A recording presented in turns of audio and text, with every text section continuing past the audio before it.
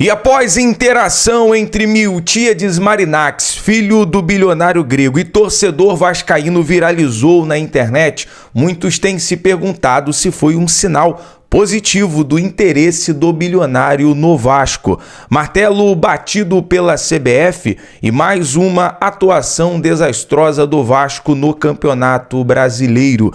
Fala galera, sejam todos bem-vindos ao canal BTB Esportes, eu sou o Jonatas Santos, chegando com tudo neste domingão, trazendo as últimas notícias, novidades e informações do Clube de Regatas Vasco da Gama. É claro que eu estou falando do Gigante da Colina, mas antes eu peço, na humildade, na moral, eu sei que o torcedor está chateado com o resultado de ontem, mas eu peço humildemente o seu like e a sua inscrição. Ative o sino das notificações na opção todos, deixe o like no vídeo. É importante para o nosso trabalho, é importante para o crescimento do canal. O like faz com que a plataforma entenda que esse vídeo é relevante e acaba recomendando para muitos cruzmaltinos apaixonados. Sem mais delongas, vamos aqui às informações do legítimo Clube do Povo. É claro, obrigado pelo seu like, obrigado pela sua inscrição, um salve para você, uma excelente semana, apesar do resultado desfavorável na última partida. E falando desse jogo, mais uma atuação pífia do Vasco, mais uma atuação desastrosa do Vasco. O problema não é o resultado, o problema é como é construído esse resultado, como o Vasco aceita esse resultado. Mais uma derrota, mais um resultado de mais uma goleada após o jogo contra o Botafogo. A gente avalia, analisa o Cuiabá, que estaciona um ônibus ali na área do adversário, não permite que o Botafogo venha se infiltrar, venha correr muito risco, embora o goleiro do Cuiabá fez boas defesas, mas a forma que o Cuiabá se comportou contra o Botafogo poderia ter perdido de 1-0, de 2-0, mas não ser atropelado, como o Vasco foi atropelado no Nilton Santos, como ontem o Fortaleza permitiu que o Vasco ficasse com a bola. O Vasco, em certos momentos, teve mais posse de bola no jogo, aliás, inteiro, do que o Fortaleza, principalmente no primeiro tempo. No primeiro tempo, o Vasco teve 67% de posse de bola contra 33% do Fortaleza. E nessa questão, o Fortaleza permitiu o Vasco ficasse com a bola, mas não deixava que o Vasco viesse a agredir. E o Vasco não conseguiu aproveitar essas oportunidades. Então, mais uma atuação. Eu quero saber, torcedor, a sua opinião. Avalie aqui o trabalho do técnico Rafael Paiva. Deixe a sua avaliação. E eu pergunto a você, torcedor, quem é o principal culpado por essa queda de rendimento do Vasco? Nos últimos 10 jogos, são apenas 2 vitórias. É o presidente Pedrinho? É o técnico Rafael Paiva? Ou é a atuação dos jogadores, que fisicamente está mal? Jogadores que demonstram em campo uma falta de vontade. Me desculpe aqui a palavra, sendo muito sincero, falta o T maiúsculo. Vou dizer assim, vou colocar assim em respeito aqui às crianças que assistem o vídeo, as mulheres também, mas falta o T maiúsculo. Falta vontade, falta, a coletividade, o objetivo. Cadê aquela mentalidade do vencedor que era pregado no vestiário? O Vasco prestes a poder se classificar por uma pré-Libertadores, agora vai ter que brigar por uma vaga na Sul-Americana. Independente se o jogo era fora de casa, o problema é como se perde. O problema é o comportamento em campo, que deixa o torcedor indignado, que deixa o torcedor chateado, revoltado. Uma avenida nas laterais, uma marcação por distanciamento social da parte defensiva do Vasco. O único que salva nesse time é o Léo Jardim e o Verratti, mas a bola não chega, não tem criação. Não tem como. O posicionamento do Vasco, a forma que o Vasco joga já está manjada pelos adversários. Os adversários já sabem que vai ser lançamento na área, cruzamento para o Verratti, tentativa para o Verratti, que muito mal é acionado no jogo, porque o adversário já entende que o jogo do Vasco ofensivo são bolas para o Verratti, são bolas alçadas na área, lançamentos na área, na tentativa desesperada. E aí, jogadores que se mostram cansados em campo, sem vontade de estar no Vasco, outros jogadores que têm um contrato estendido, contrato renovado, não dá para entender esse planejamento. Não dá para entender a forma que o Vasco vem se planejando, principalmente para a próxima temporada. Como é que o Vasco vai disputar uma Libertadores da América? Como é que o Vasco vai disputar uma Sul-Americana com um time limitado?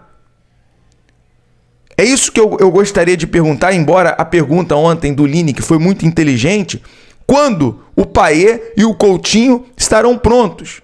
Será que vai precisar de mais uma data FIFA? Porque agora tem a data FIFA. Fisicamente, o Vasco mal preparado, mal administrado fisicamente. A parte física do Vasco muito abaixo. E os jogadores que valem milhões para a folha salarial do Vasco não correspondem.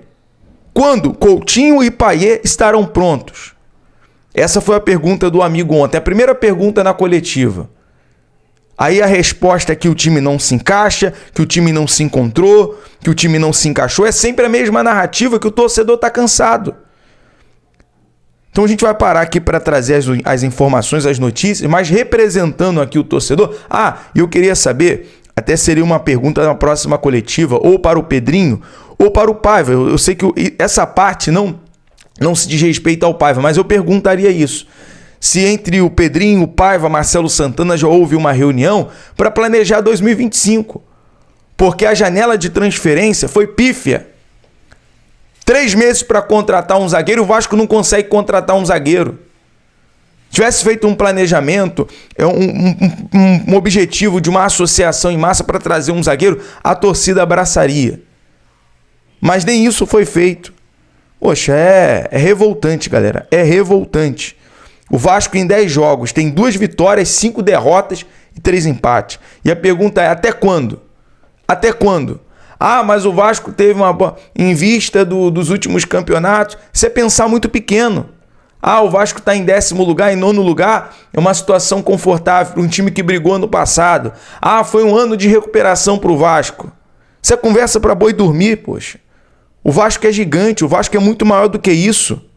O Vasco é muito maior do que isso. Ficar em 10º e 9º lugar já tá bom, 43 pontos. Só de não lutar para não cair já tá bom. Até quando isso? Ano que vem vai ser a mesma coisa? 2026 vai ser a mesma coisa? Vendo os adversários contratando, o Vasco perdeu de 3-0 para um adversário que contratou, que foi forte no mercado, e ontem perdeu de 3-0 para um time que minimamente é organizado. Que minimamente é organizado e minimamente é bem treinado.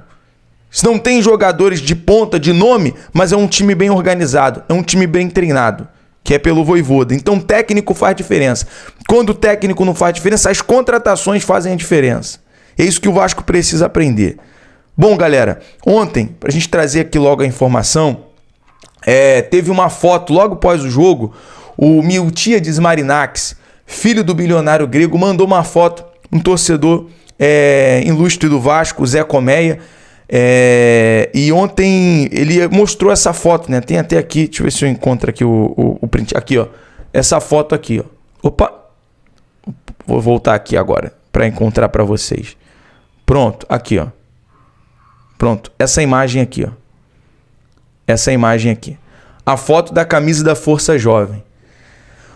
O Miltiades Marinakis mandou essa foto em conversa no privado para o Zé Colmeia.